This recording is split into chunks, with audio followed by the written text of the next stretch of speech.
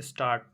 सभापति महोदय, मैं निवेदन करना चाहता हूँ कि सबसे बड़ी आवश्यकता इस बात की है कि इन बैंकों में इन नौकरशाहों को न रखकर उनके संचालन के लिए ऐसे लोगों को रखा जाना चाहिए जिनका बैंकों के राष्ट्रीयकरण में पूर्ण विश्वास हो, क्योंकि किसी संस्था में जब उस संस्था को चलाने वाले लोग ऐसे नहीं होते जो संस्था के कार्यक्रम में विश्वास रखते हों, तब तक यह संस्था कभी सफल नहीं हो सकती।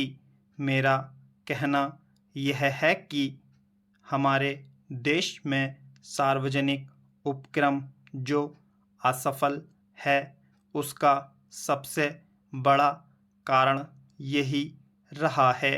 जितनी भी असफलता हुई है, उसका कारण हमारी नौकरशाही रही है। जिस नौकरशाही को समाजवाद में बिल्कुल भरोसा नहीं है, उसका सदा बोलबाला रहा है। इसका परिणाम यह रहा है कि एक और तो इस देश में छोटे छोटे मामलों में बराबर देरी होती गई है, निर्णय नहीं लिए गए हैं, और दूसरी ओर उसके होने वाले लाभों से गरीबों को दूर रखा गया है। बैंकों के राष्ट्रीयकरण के बाद इस बात की आवश्यकता है कि बैंक गांवों में जाते। अब तो बैंक एक तरह से शहरों के एकाधिकार हो गए हैं, जिसके कारण वहीं पर सारे उद्योग पनपते जा रहे हैं। शहरों की जनसंख्या बढ़ती जा रही है और अलग अलग तरह की समस्याएं उत्पन्न हो रही हैं। उनको दूर करने के लिए आपके बैंकों को गांवों के अंदर जाना पड़ेगा। इसके लिए सरकार को कदम उठाना पड़ेगा और निश्चित तरीके से योजनाएं बनानी पड़ेंगी।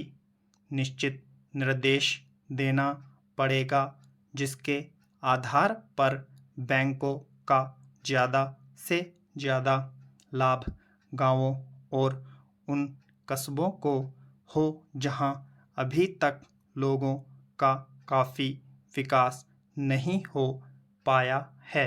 सभापति जी, सांप्रदायिकता और जातिवाद, इन दोनों के विरुद्ध सभी राजनीतिज्ञ हैं और जो इन दोनों से लाभ उठाना चाहते हैं, कम से कम मौखिक रूप से तो वह भी यही कहते हैं कि सांप्रदायिकता बुरी है, जातिवाद बुरा है। मैं तो यही मानकर चलूँगा कि जब पूरा देश यह कहता है कि ये दोनों चीज़ें बुरी हैं, तो सचमुच सभी यही चाहते हैं कि न सांप्रदायिकता रहे और न जातिवाद रहे। आज भी हमारे देश की राष्ट्रीय आय का 50% कृषि से आता है। हमारे देश के कुल निर्यात के सामान में 70% कृषि उत्पादन की चीज़ें शामिल होती हैं। स्टॉप।